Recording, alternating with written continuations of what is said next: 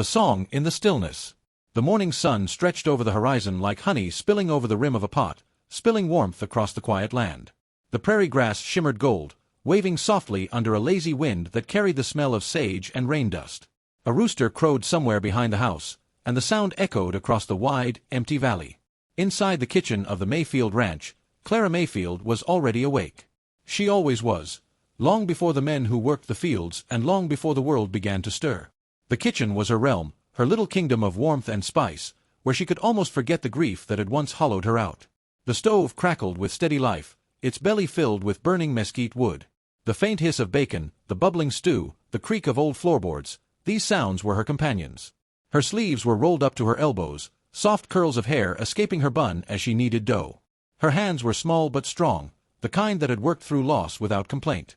She dusted her palms with flour and began to hum, quietly at first, a tune half remembered from her girlhood. It was a melody her mother used to sing while waiting for her father to come home from the cattle drives. A song of longing, yet filled with light, hope disguised as harmony. Her voice floated through the open window, carried by the breeze that wandered out to the dusty road winding past the ranch. It was a simple sound, yet it seemed to reach far beyond her walls, like a thread searching for something to tie itself to. And it found him. A lone rider was coming down that same road, his horse moving at a tired trot. The man sat tall in the saddle but carried the kind of weariness that no straight back could hide. His name was Eli Hart, a cowboy who'd seen too many towns and too few smiles. His coat was worn, his hat sweat-stained, and his eyes the gray-blue of a storm that had forgotten how to rain. He had been on the trail for 3 weeks, chasing work that paid just enough to keep him moving. He wasn't running from anything in particular, just from the weight of memories that stuck to him like dust. Then, through the morning stillness, he heard it. A woman's voice. Soft, low, humming a tune so gentle it didn't sound real. Eli pulled the reins, slowing his horse. The melody drifted on the wind like smoke, curling around his heart in a way that made him ache. It was the kind of sound a lonely man could spend years looking for without knowing it. He sat still for a long moment, hat tilted forward, listening. Then, without quite meaning to, he dismounted. His boots hit the ground with a crunch, and he tied his horse to the fence. He followed the sound, his steps slow, uncertain. As he drew near, the ranch house came into view, small, whitewashed, its paint faded but proud. Smoke rose from the chimney, and the smell of baking bread reached him. It wasn't just the smell of food, it was the smell of home, something he hadn't had in a long, long while. He approached the window carefully, not wanting to startle whoever was inside. And that's when he saw her. Clara stood near the stove, her dress a soft blue that caught the morning light. The curve of her neck, the way her fingers smoothed the dough, the little hum that trembled on her lips, it all stopped Eli cold. For a heartbeat, he thought he was seeing something he shouldn't, something too private, too peaceful for a man like him. She turned slightly, the light from the window brushing her cheek. She looked both fragile and strong, like porcelain baked in fire. The sound of gravel shifting beneath his boot gave him away. Clara gasped, turning toward the window. For an instant, fear crossed her face, until she saw the man standing outside, hat in hand, his expression awkward but respectful. "I didn't mean to scare you, ma'am," Eli said quickly, his voice rough from disuse. "Just heard someone singin'. Didn't mean to listen in, honest." Her cheeks colored faintly. "You heard me." "Hard not to," he admitted, rubbing the back of his neck. "Sounded like something worth stoppin' for." Her lips twitched, half a smile. "You've got a smooth tongue for a cowboy, sir." "Reckon it's just the truth," he said softly. There was a pause, just the faint hiss of the stove and the song of a meadowlark outside. The air between them held a strange warmth neither could name. Finally, Clara cleared her throat. "You look like you've been ridin' a ways. You headed somewhere." "Mill Creek," he said. "Heard there might be work mending fences or wranglin' cattle." "Name's Eli Hart. My brother owns this place," she said after a beat. "He's in town getting supplies, but he'll be back by noon. You're welcome to wait. There's coffee if you'd like some." He hesitated. "Don't want to trouble you." "It's no trouble," she said gently. "You've already found the kitchen. Might as well have a cup."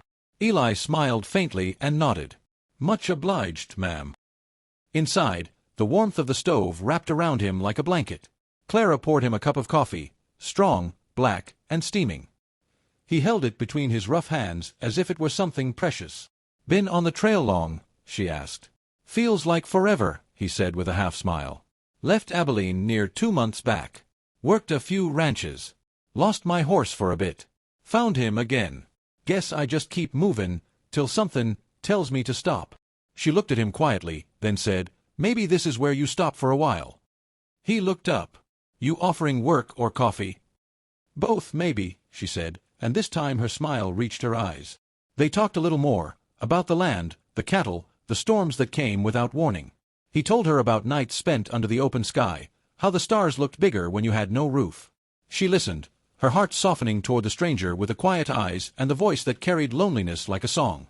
When she laughed at something he said, he felt a small tug in his chest, like the world had tilted just enough to let in light again. Around midday, Eli helped her carry firewood from the shed.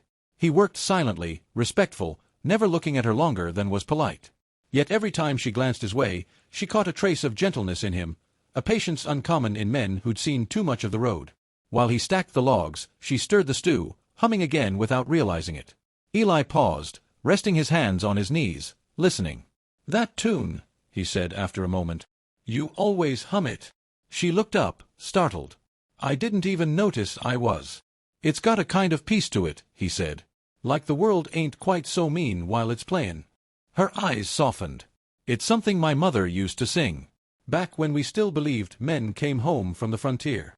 He understood the ache behind her words. He didn't pry. "Instead," he said quietly, "she'd be proud you kept it alive." Clara turned back to the stove, hiding her face. But her heart, her heart had started to remember something it had long buried, what it felt like to be seen. By the time her brother returned from town, the stranger had already fixed the broken gate and helped patch the henhouse door. When her brother asked his name and story, Eli simply said, "Just lookin' for honest work." The handshake that followed was firm enough to seal it. That evening, as the sky turned amber and the fields caught fire with sunset, Clara stood at the kitchen window again. She could see Eli out by the corral, brushing down his horse with slow, steady strokes. The wind carried faint hums of her old song, as though the tune itself had found someone new to belong to. She didn't know why she smiled.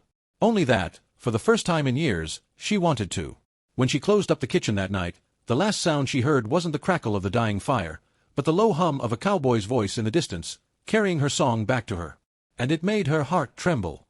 The fire between them. By midday, the wind had picked up dust across the yard. Clara had set a simple table under the porch shade, coffee, bread, and a bowl of her stew. Eli ate quietly, his manners rough but respectful. Every now and then, she caught him stealing glances, not at her, but at the way her hands moved, graceful and calm. "You cook like you mean it," he said finally. She smiled softly. "Cooking's the only thing that doesn't leave me." Eli nodded. "I reckon I understand that." There was something in his tone, low and worn, that made her want to know more. So, between spoonfuls of stew, she asked where he was from, what trails he'd ridden. He spoke of long nights under cold stars, of horses lost in the canyon, of friends buried without markers. Clara listened.